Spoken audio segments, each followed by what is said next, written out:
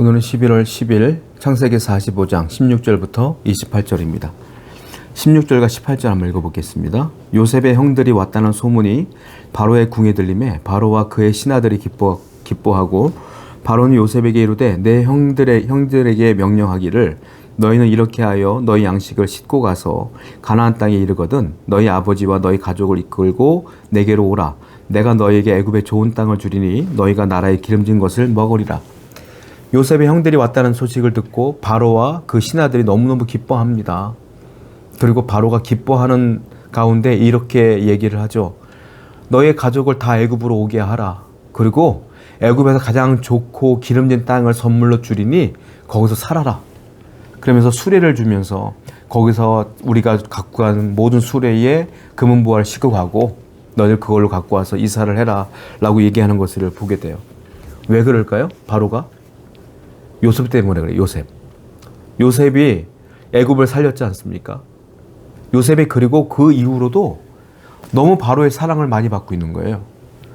겸손한 자였고 하나님의 사람이었고 그리고 언제나 바로에게 또 애굽에게 풍성함과 풍족함을 주는 자가 요셉이었기 때문에 요셉이 준 애굽에 준 은혜가 너무 크기 때문에 그 가족들을 같이 호의적으로 대해주고 있고 기뻐하며 선물도 나눠주는 것을 보게 됩니다.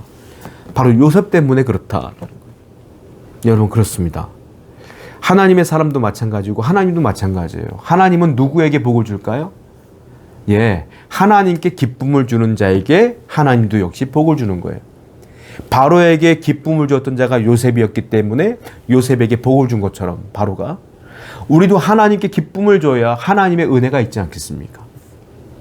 구원이라는 은혜는 이미 하나님께서 우리에게 우리가 무엇을 했기 때문에 준 게 아니라 은혜로 준 거예요. 그러면 내가 하나님의 은혜를 입은 자라면 이제 하나님을 위해 살아야죠. 하나님의 기쁨을 위해 살아야죠. 그리할 때 여러분들에게 더 큰 복으로 하나님께서 허락하실 겁니다.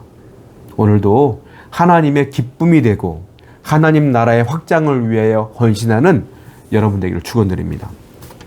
19절부터 20절입니다. 이에 명령을 받았으니 이렇게 하라. 너희는 애굽 땅에서 수레를 가져다가 너희 자녀와 아내를 태우고 너희 아버지를 모셔오라. 또 너희의 기구를 아끼지 말라. 온 애굽 땅에 좋은 것이 너희 것임이니라. 지금 바로가 뭐라고 말하냐면 수레를 잔뜩 보내는 거예요. 거기다가 사람도 싣고 오고 짐도 싣고 오라 이거예요. 그리고 싣고 올 때에 너희들이 갖고 있었던 기구들, 다른 말로 말하면 재산들이 가나안 땅에 있을 거 아닙니까? 그냥 2년 동안 흉년 들면서 곡식도 없었을 거예요. 없으니까 곡식을 사러 애굽까지 왔으니까 말이죠.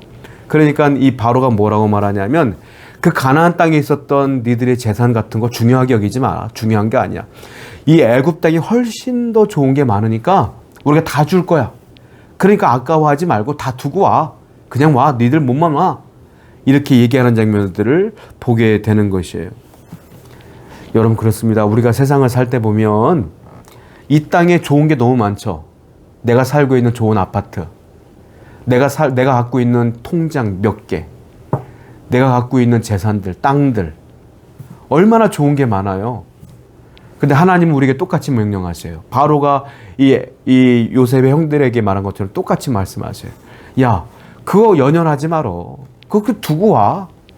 이 천국에는 훨씬 더 좋은 게 많거든. 그런데 우리는 그 천국에 있는 하나님의 좋은 것들을 보지 못하고 이 땅을 바라보며 연연할 때가 많다. 뒤를 돌아봐서 소금기둥이 되었던 롯의 부인처럼 우리도 언제나 세상을 바라보며 이 세상에 쌓아놓은 것들을 향하여 연연할 때가 많다라는 거예요. 하나님은 똑같이 말씀하시죠. 이 세상에 연연하지 말아라. 이 세상은 다 없어질 것이고 저 하늘나라에 있는 것들 내가 좋은 것들로 너에게 허락할 것이니 저 천국을 바라보라 하지 않겠어요? 오늘도 세상에 연연하는 것이 아니라 하늘나라를 바라보며 소망을 품고 살아가는 여러분 되기를 축원드립니다. 21절부터 23절입니다. 이스라엘의 아들들이 그대로 할세 요셉이 바로의 명령대로 그들에게 수레를 주고 길 양식을 주며 또 그들에게 다 각기 옷 한 벌씩을 주되 베냐민에게는 은 300과 옷 5벌을 주고 그가 또 이같이 그 아버지에게 보내되 수나기 열필에 애굽의 아름다운 물품을 실리고 암나기 열필에는 아버지에게 길에서 드릴 곡식과 떡과 양식을 실리고. 바로의 명령대로 요셉이 수레를 다 줍니다. 그러면서 형들에게는 옷을 또 다시 갖다 와야 되니까요.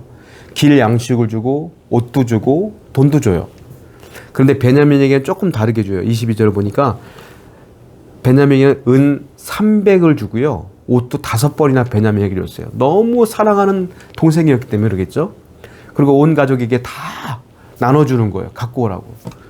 여러분, 요셉은 가족을 너무 사랑합니다. 그래서 자기가 갖고 있는 것들을 다 주고 있는 장면들이 나오게 돼요. 이걸 뭐라고 말하죠? 사랑이죠. 사랑. 사랑을 주는 거예요. 성도들에게 안타까운 것 중에 하나가 뭐냐면 교회에서 사랑을 많이 외치고 성도들도 사랑을 많이 외치지만 말로만 외칠 때가 많다라는 거예요. 사랑은요, 행함으로 나타나야 돼요. 행함으로. 그래야 사랑을 받는 자나 사랑을 주는 자가 행복한 거예요.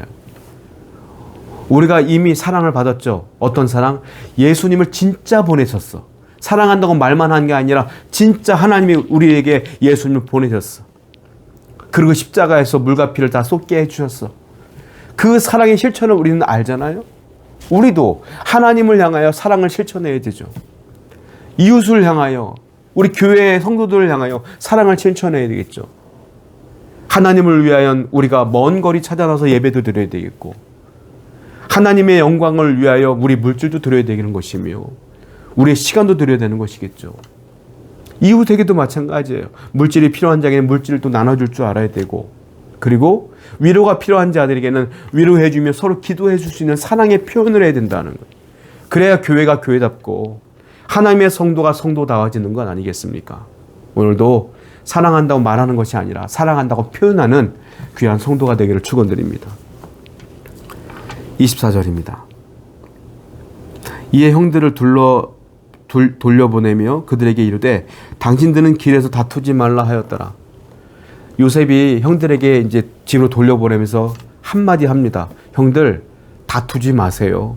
싸우지 마세요. 이게 무슨 말이냐면 형들이 가면서 혹시 너 때문에 요셉을 팔았다, 누가 요셉을 죽이자고 했느냐, 이런 얘기 할까봐, 이런 것 때문에 다툴까봐 요셉은 사전에 얘기하는 거예요. 그런 것 저는 아무 상관이 없으니까 그런 것 때문에 싸우거나 그러지 마세요, 이 말이에요. 여러분, 그렇습니다.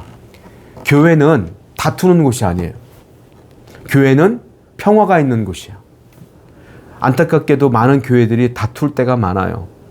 패가 갈라지고 싸울 때가 많아. 하나님은 우리가 싸우기를 원하지 않아요. 사랑하기를 원하시지. 우리 교회 모든 성도님들은 다투는 것이 아니라 서로 아끼고 사랑해주고 기도해주는 공동체가 되어야 될 줄로 믿습니다. 25절부터 27절입니다. 그들이 애굽에서 올라와 가나안 땅으로 들어가서 아버지 야곱에게 이르러 알려 이르되 요셉이 지금까지 살아있어 애굽 땅 총리가 되었더니이다. 야곱이 그들의 말을 믿지 못하여 어리둥절하더니 그들이 또 요셉에게 아버지에게 부탁한 모든 말로 그들에게 말하며 그들의 아버지 야곱은 요셉이 자기를 태우려고 보낸 수레를 보고서야 기운이 소생한지라. 이스라엘이 이르되 조카도다 내 아들 요셉이 지금까지 살아있으니 내가 죽기 전에 가서 그를 보리라 하니라. 요셉이 형들을 보냈고 형들은 집에 와서 야곱에게 자초지경을 쭉 얘기를 했어요. 근데 야곱이 처음에 믿을 수 있겠습니까? 못 믿겠는 거예요. 못 믿겠는 거예요. 그러다가 요셉이 보낸 그 수레를 보고 믿게 되었고 기운이 소생하는 걸 보게 돼요. 왜냐하면 야곱의 인생 가운데는 요셉은 큰 의미였기 때문에 그렇습니다. 그렇기 때문에 요셉이 살아있다는 그 소식을 듣자마자 기력이 다시 솟아나. 다시 힘이 생겨. 그 큰 의미의 아들이 살아있다는 소식을 듣고 다시 보려는 생각 때문에 말이죠. 여러분들에게 큰 의미가 있는 분은 누구십니까? 성도에게 큰 의미는 예수 그리스도예요. 그분이 내게 큰 의미가 돼야 돼. 예수님만 생각나면 기운을 잃었다가도 힘이 생겨야 돼. 예수님의 그 사랑만 생각하면 기운을 잃었다가도 원망이 터져나가다가도 감사가 터져나와야 돼. 그게 성도예요. 오늘도 여러분의 삶 속에 하나님과 주님이 큰 의미가 되신 줄로 믿습니다. 그러면 예수님을 생각할 때마다 힘을 내시고 일어나시고 다시 한번 주께 나아가는 여러분 되기를 축원드립니다. 기도합시다. 하나님, 하나님의 은혜를 잊고 사는 자로서의 삶을 잘 살게 하여 주옵소서. 예수님의 이름으로 기도드렸습니다. 아멘.